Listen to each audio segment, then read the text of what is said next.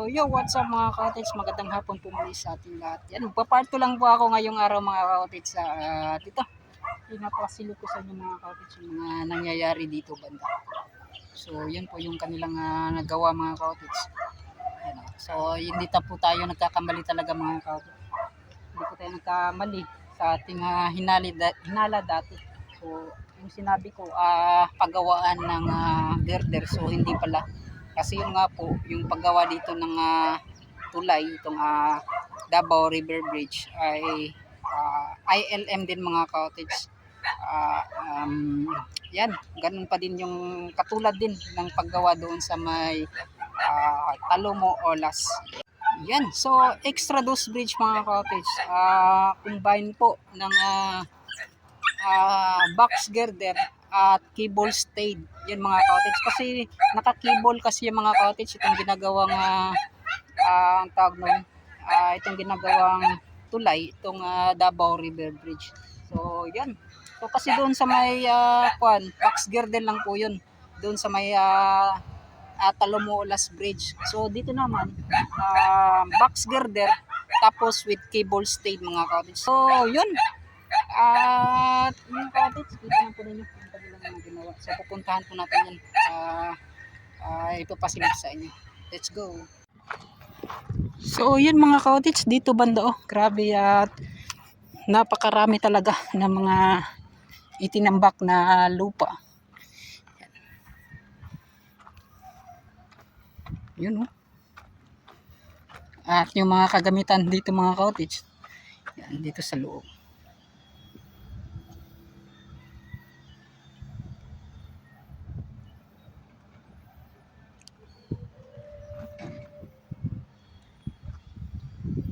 So yun, at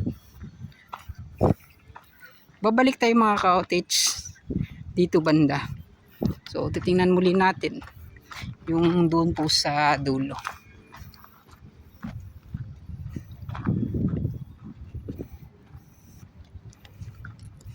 So tama ba tayo sa ating mga in-update mga cottage, yung word na extra dose bridge? Yan. So, combine po yan ng box girder at cable stayed. Yan mga cottage. So, paki-comment down below mga cottage. Yan. So, ito po.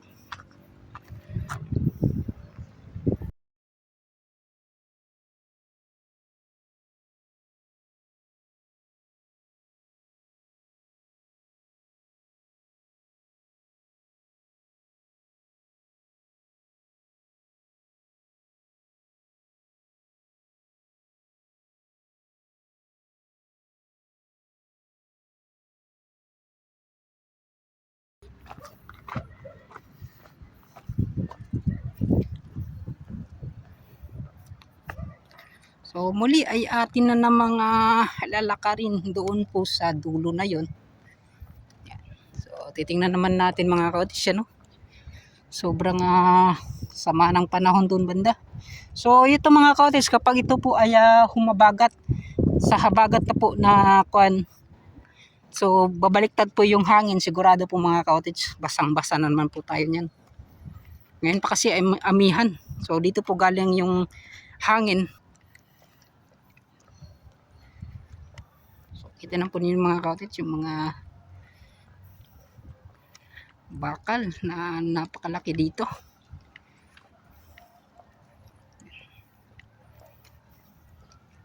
So nung pumunta po tayo dito nung una ay wala pa ito mga cottage. So ngayon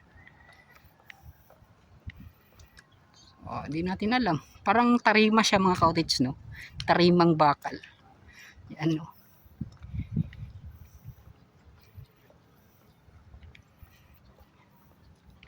tarimang bakal. So yan paki-comment down below mga cottage, ano po yung tawag niyan sa tarimang bakal na yan. Yun.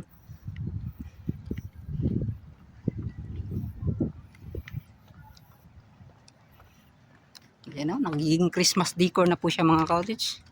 Yung bakod na itong mga cyclone wire.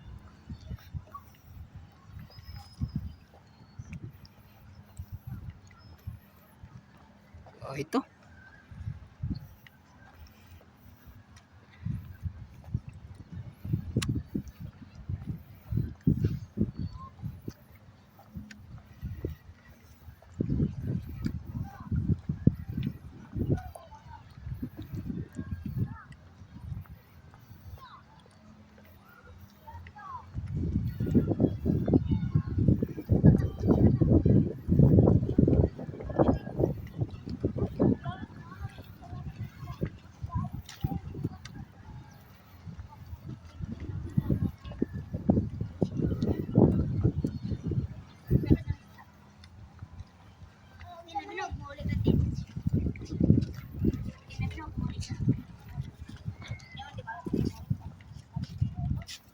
Yan.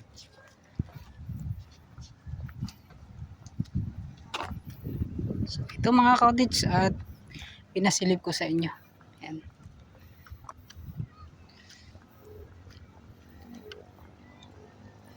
Yun.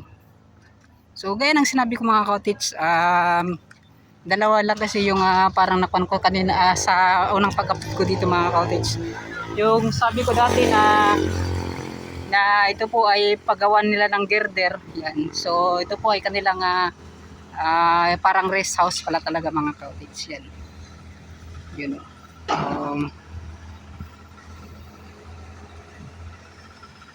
Kasintulad din mga cottage yung kanilang rest house na ginawa, blue at saka puti. Doon sa Samal Island. So ganito po talaga yung kulay. Yan. So dito naman banda mga cottage, may mga ginawa din sila doon, no? Sa gitna. Yan. So parang manhole, ano ba yan? Doon banda.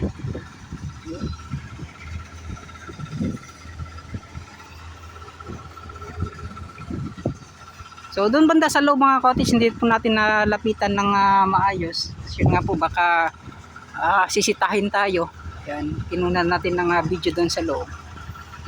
So hindi lang po ako masyadong lumapit. So dito mga cottage, pinasil ko sa inyo kanilang mga ginagawa mga cottage. So,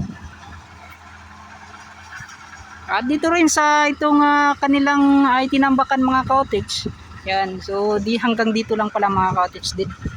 Yung posibleng gagawing park dito po sa Maya Times Beach Ikulan.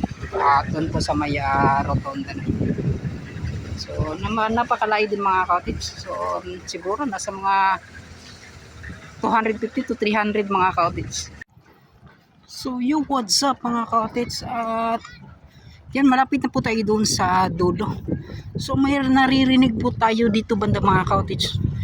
Parang may ang tawag niyan,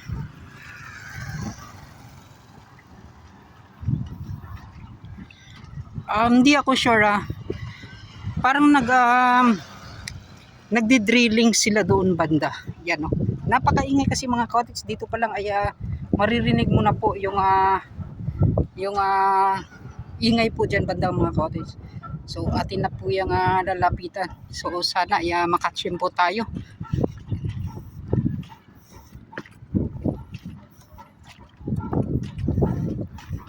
So yo, what's up mga cottage? Yan, kita po ninyo yung mga cottage, oh. Yan. So napakaingay na po dito banda. So kitang kita parang pag yan nag-drillings po sila dito banda.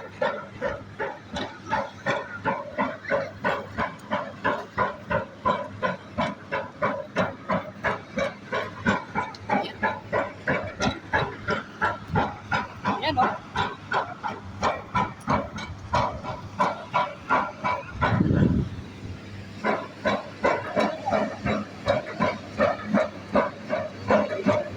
Boss, ay ngapon. Pwede mo tanong ko saan sila? Nakpan no, nakalot. Ulo. Pwede mo makato dito? Sige. Tugas sila ito. Siguro mo tahan na kaya. Oo, may nagtrabaho. Ano boss? Ano ito? Bingo man rin, no? Ito lang ang dalawa mo kung kita sulod na lang ko din. Pero Bawal yan. so yung mga cottage kapag dito banda, so pinagbabawalan naman daw nila dito, kaso yun nga po, araw po ng linggo ngayon. So So, yun, pwede makadaan yung mga sasakyan. Yan, dito banda or mga tao. So, salamat ha. So, yan mga cottage. So, kita po ninyo yung kanilang ginagawa. So, lalapitan po natin.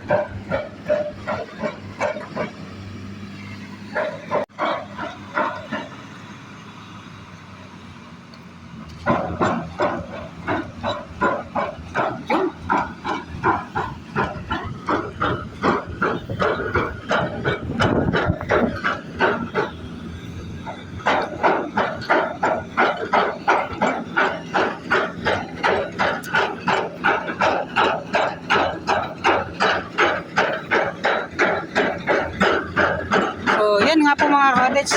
Ito pa mga kanilang mga kagamitan dito. Yan. So, nagdi-drillings po yung mga cottage. So, kita po ninyo.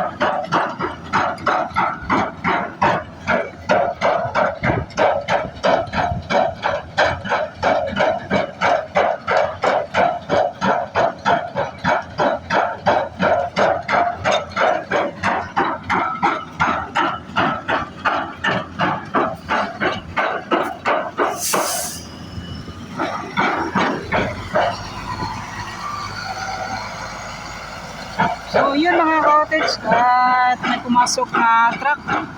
So may kanggang lupa po mga cottage. So parang doon sa unahan din mga cottage may nagtatrabaho. So titingnan natin ano yung mga ginagawa dito mga cottage.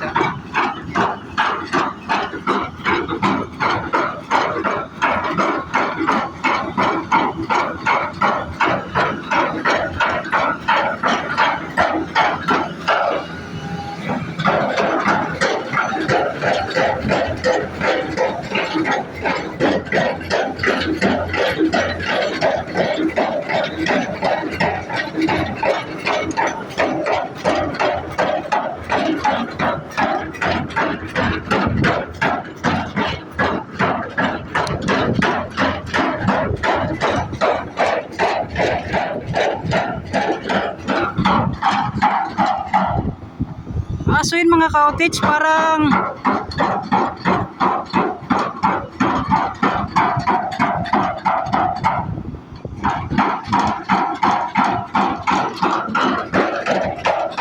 nilinisan po niya yung mga cottage. So doon din mga cottage, so parang may din mga heavy equipments. So ito ata ay parang sa maya itong kagamitan din sa ginagawang Davao Coastal Road mga cottage. Doon banda oh. Yan.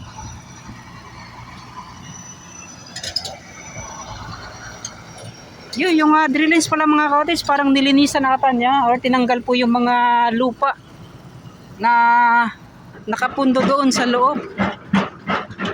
So it means mga cottage, may ginagawa na silang pag-drillings dito. So di natin alam kung saan po yung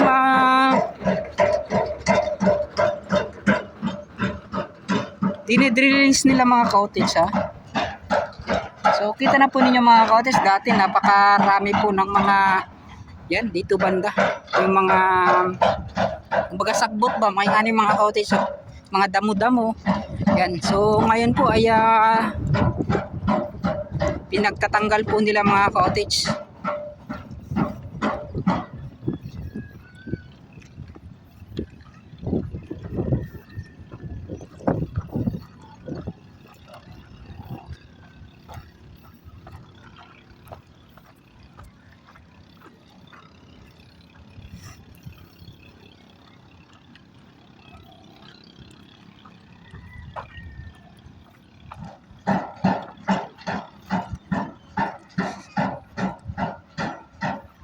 So yun, ito na pala yung kaganapan at itsura dito sa dulo niya mga cottage. Una, yung mga napansin natin, biglang may daanan dyan banda, tinambakan po nila. Yan. So doon pinagkukuha din nila mga cottage yung mga damo at may heavy equipments, yung bako doon banda po sa unahan. Yan. So yun mga cottage, ito yung kaganapan na ating nakita ngayong araw po ng linggo. Yan. So mga cottage, at abang-abang lang kayo mga cottage sa mga atat-atat na po, sa mga nagtatanong talaga sa ginagawang Davao River Bridge. So tingnan na lang po natin mga cottage kung kailan talaga mag-uumpisa. Yan. So malalaman niya natin mga cottage kapag mailagay na lahat ng mga gamit dito banda.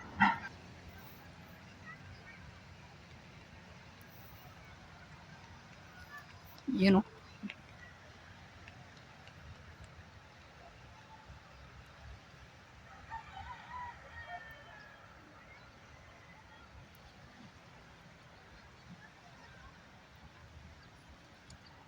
So may pakita lang pala akong disenyo mga cottage.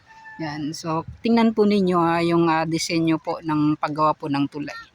So sa nakita ko mga cottage, itong disenyo ay lalo na yung sa bawat dulo po ng tulay. Kita po ninyo, mas malapit lang po yung ginawang ito coastal road doon banda. So itong gagawing coastal road mga cottage, baka po posibleng mas tatambakan pa nila doon sa unahan.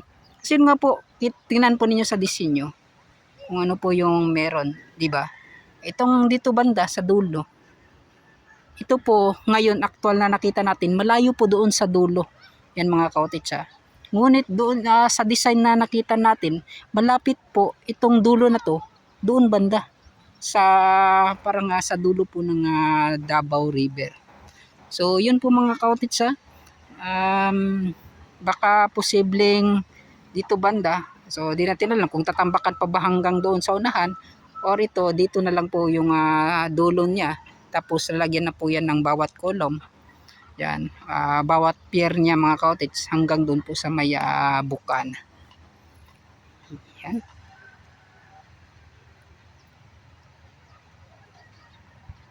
So ito po ay haba po ng 1,340 meters. Yan. Total length po niyan mga cottage So sa tingin ko, gaya ng sinabi ko mga cottage, baka yung kanila pong total po ng kanilang pag-compute po mga cottage sa 1,340. So magsisimula po sa bawat ganun mga cottage. So sa dulo na yun. Yan. Yan. So may railings na yun. Yan. Kasi doon sa may buka ng mga cottage, meron din ganun. Ngunit wala pang railings na ginawa. Yan. So nagkuhan pala mga cottage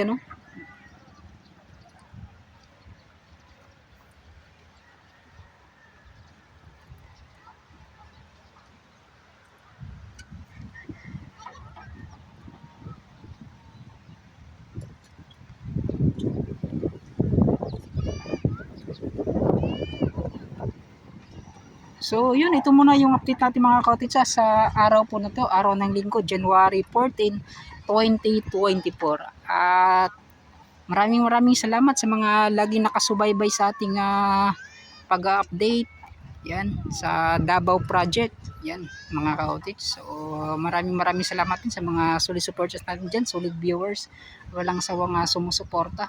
At lagi po kayo nandyan. So kung bago ka pa lang po sa aking channel mga cottage, huwag kalimutan mag-subscribe, like, and share na rin. Yan. At paki-comments na lang mga cottage kung ano po yung mga masasabi po ninyo sa aking pag-update. So yo, what's up mga cottage, at magandang hapon muli sa ating lahat. So siguro hanggang dito na lang tatapusin ko yung ating video. So nakita lang po ninyo mga cottage kung ano po yung mga kaganapan ngayong araw po ng linggo. So January 14, 2024. So yung mga cottage, may nakita po tayong bako doon sa dulo. So So parang nililinisan pa ata niya yung sa ground dito sa baba. Yan. Kita po ninyo yung mga hindi na po yan nakakalat mga cottage. Maraming pinaplaster, inaayos po yung mga ganyan, yung mga tabo. So posibleng lalagyan po yan ng tawag niyan, yung mga heavy equipments dyan banda, or yan po sila magsisimula sa pagde-drillings. Yun nga po mga cottage, ito po yung tanong ko din dito po sa aking napakan, itong dulo na to, itong ginagawang coastal road. So sa design kasi mga cottage, yung sa disenyo, itong coastal road, itong sa dulo niya ay malapit kasi doon sa yan, sa labasan o dulo ng Davao River. So yun, so gaya nga po ng sinabi ko mga cottage, ito po ay tanong ko lang din kung ito po ba ay magtutuloy-tuloy pa yung pagtambak nila hanggang doon. Yan mga cottage. Yan. Or itong kanilang tinambak dito lang po banda. Yan kasi yun nga po, gaya ng sinabi ko, inuulit ko mga cottage sa disenyo. Itong dito banda, itong dulo ng coastal road. Yan. So malapit kasi doon po sa dulo ng Davao River. So yun po, isa sa mga katanungan ko. So pwede po kayo mag-comment mga cottage sa mga nakakaalam. So maraming salamat at hanggang dito na lang. Yan, mega shoutout pala kay Malabrais, yan, Sir Patrick Earl. Yan, mega shoutout kay Sir John Empasquez, mega shoutout sa iyo sir. Yan. So sana magkita ko kayong mga nagko-comment sa aking comment section mga cottage yan. Kay Sir Ma'am Esperanza de la Cruz, yan, sa kanyang anak si Sir Joper, at si Sir Vicente de la Cruz, si Idol or Ma'am or Sir Roma Austria. Yan, yan, kamag-anak ko dito sa Davao City, mega shoutout sa Idilis family yan. Yung pan ko mga cottage, mga Idilis family, kamag-anak ko. Yan, at mega shoutout. So, yun. So, soon mga cottage, hantayin natin itong kanilang mga ginagawa na proyekto na to. Mga cottage, sinulit ko pala, kaya pala hindi pa masyadong natapos or naumpisahan itong Davao River Bridge kasi 6 na buwan po yung pag-survey pala nila, plano at pag-design. So ganun mga cottage So matatapos 2 years mga cottage within 24 months. So 6 na buwan na survey, tapos matatapos itong tulay na to so sa taong 2025, November 28. So yan mga cottage klaro po yan yung aking sinabi. So sana nga po ay matatapos sa taong 2025. Yan, maraming salamat at hanggang dito lang mga cottage. Yan, babay na. Yan inumpisa na dyan magandang mga cottage itong excavator ngayon. Bye bye.